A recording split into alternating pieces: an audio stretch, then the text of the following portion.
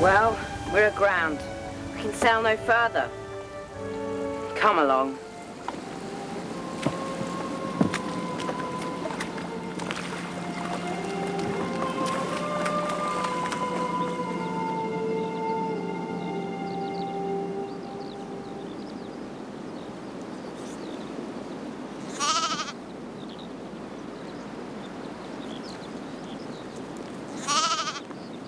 Please, is this the way to Aslan's country?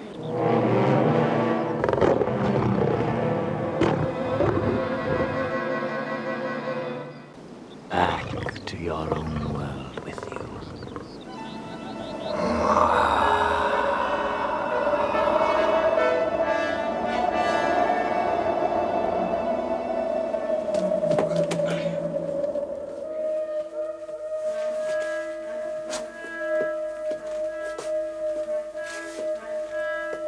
Did it really happen?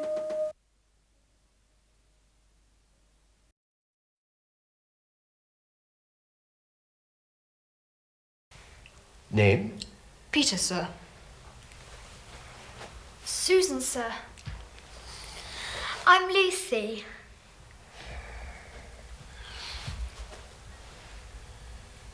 You have a name too, I trust? Edmund. Sir. Sir. Hello, I'm Jonathan and I played Edmund in the Chronicles of Narnia. Hi, I'm Sophie and I played Lucy in the Chronicles of Narnia. Hi, I'm Richard and I played Peter. Hi, I'm Sophie and I played Susan. Where did you first meet? Well, we first met at the final audition, didn't we? When the director was trying to pair basically a family, because you've got to make us all look like brother and sister. So There was a series of workshops.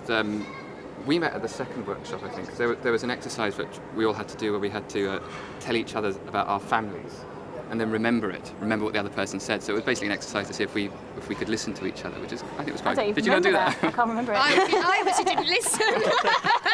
It's on the documentary. But they got it down to 2 families in the end. And that's when we met. And it was really because even though you're quite young, we all knew what was going on, and there was, it was a bunch of about 20 kids, all of us kind of in what was known as the green room, and they kept kind of calling people in and out and in and out, and you kind of knew when you were standing. For the last hour, it was just us going Yeah. again, so we sort of had a feeling. It's quite a bizarre selection though. It's not your sort of bog standard family. Speak for yourself. I know. I think they took a risk on the family, really, because I think the other family they had it down to was much more like your sort of typical idea of what the Pevensies would look like, and I think we were all quite totally. unusual for what people had in their imagination. Yeah, I didn't look anything like Lucy. I didn't look anything like Lucy. If you look at the books and the original drawing, she's quite sort of tall, skinny, and long plaits, and I was this short little dumpling. Round. Short round, with great big puffy face and short charming. hair. And now I'm the shortest one now, so yeah, it's all changed. Do people still recognise you? Yes. Not you. You've Sophie changed. Not looks me. the most different. Thank God. I knew I'd reached a good point in my life when people weren't saying, They sometimes, if they say, oh, what do you do? And I say, oh, I'm an actress. They say, oh, what have you done? And I kind of do things. Say, no, haven't seen that. But you do look really familiar. And then I say, well, I played Lucy in The Lion, the Witch and the Wardrobe. And that's like, yeah, that's it. Oh my God. But I think you haven't. Obviously, you've got older. I have got. What's strange is when you meet children who are about 8 or 9 who weren't even born when we made it, who are obviously watching it on videos or DVDs. I'm at university now, so a lot of the people that are 21 now, and they were little when they saw it, and they really loved it. So the only feedback I get is really positive, and I was really proud to be a part of it. So anything is good as far as I'm concerned, but I always get recognised all the time that you get. They get recognised occasionally, yes, but as Sophie said, it's such a positive thing. It's such a good thing to be part of, and when people come up to you, they're always interested, and they always love the stories, and we love them as well. So. It's good. It's a good thing. I think because they're such magical stories as well, people remember them with such fondness. So It was that kind of, because they were on a Sunday afternoon, and you'd sit down with your parents and sit in front of the telly and have tea and watch it. And I think, because I remember doing it, they did the Box of Delights, I think, like a year or two before we did Lion, the Witch and the Wardrobe, and to me that was.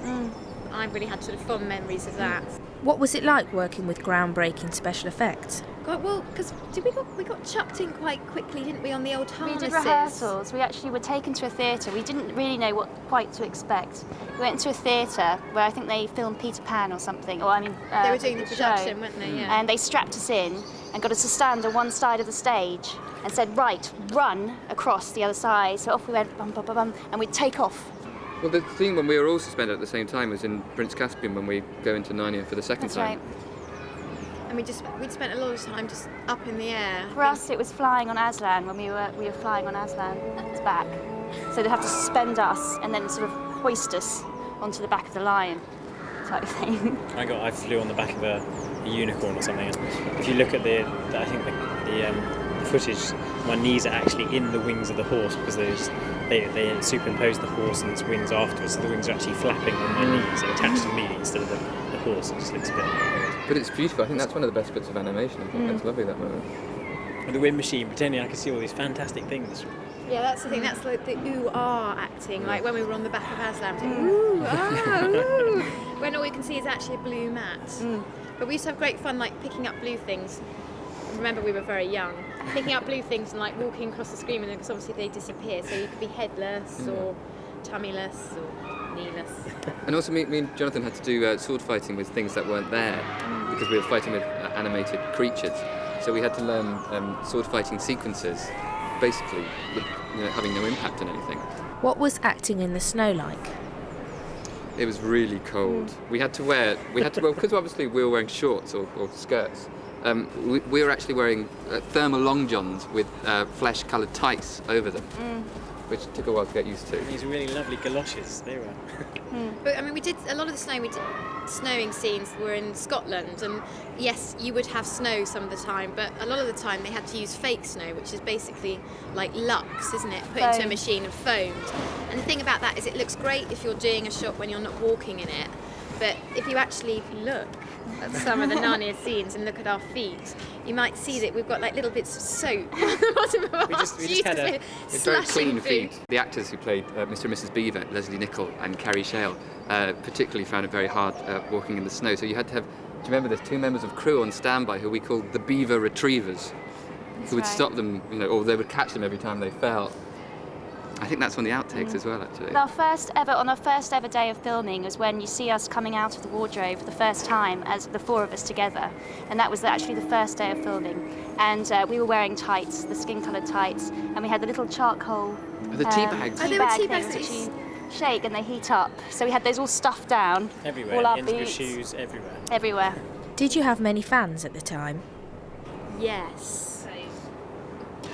We had fans we had kind of a mixture of fans, didn't we? I remember when it first came on, we all got lots of Bibles sent to us, because obviously there is a religious sort of undertone to it, and it's very similar to the story of Jesus Christ. But it was a bit freaky when you're sort of 13, getting a Bible sent through with a long sort of, obviously someone had taken the time to write the letter, but I much preferred the ones that were saying, I really liked you in the line in the wardrobe. I got lots of letters from America. I got quite a few letters from America, and I got lots of red roses. Yes. So. And also, They were dead by the time I got them, actually, because they sent them to the BBC by the time they got home. Not very good. do you remember when they reviewed it on Points of View? The British TV programme, basically, that people write in and talk about their comments of current TV programmes. And somebody wrote in and said, why can't the BBC get a real child to play the part of Peter instead of the overgrown, pompous, yuppie dwarf? Well, they said, but they sent one about me, saying about me popping out of my cardigan, and I know I was chubby, but come on. What was it like working with Aslan? Aslan. They spent a lot of money on creating this lion, this animatronics lion. So the first time we saw him was in the rehearsal rooms at North Acton, and he had his head, but his body, his body wasn't quite finished. But suddenly you had a real lion in the room, and it was really magical. Just the hair on his face, every last detail. His eyes were very expressive, weren't they? Aslan was suddenly there. How did filming The Chronicles of Narnia affect your careers?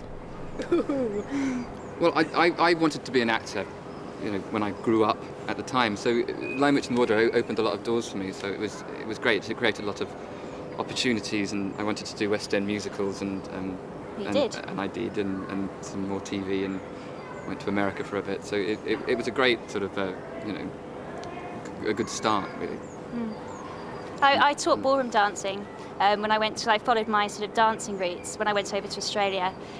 Whilst I was there, I did a bit of acting, sort of extra work in Home and Away, just for the fun of it. And then taught ballroom dancing and went to Vegas and competed in Vegas, which was fun. And then since then I've come back and I've sort of regressed because I'm now studying, so I'm now at university. But you've been to university. I just finished a degree. I finished Narnia and did a bit of TV work, and then sort of decided I'd had enough, and it was rather like having a career early on, and I didn't really know what to do, so I spent several years sort of just travelling and wandering around, not really having a direction. And then a few years ago I went to university, read a degree, and now I'm restoring pictures, enjoying it. It's good. Gave me the bug, unfortunately, much to my parents' dismay. They sent me back to school to do my GCSEs and my A-levels. They said that if I wanted to do it, I'd have to apply to drama colleges, go and get a training, and if I got in, I could go and do that, and if not, I'd have to go to university. Ha ha ha, to them, I got in. So they had to support me for another 3 years. So I went and did that, got an agent, and I do bits and pieces, carried on acting. When I'm not acting, I nanny and look after children, which is great, and I also run like little musical drama schooly thing for kids and things like that. So I'm still out there, and I still love acting.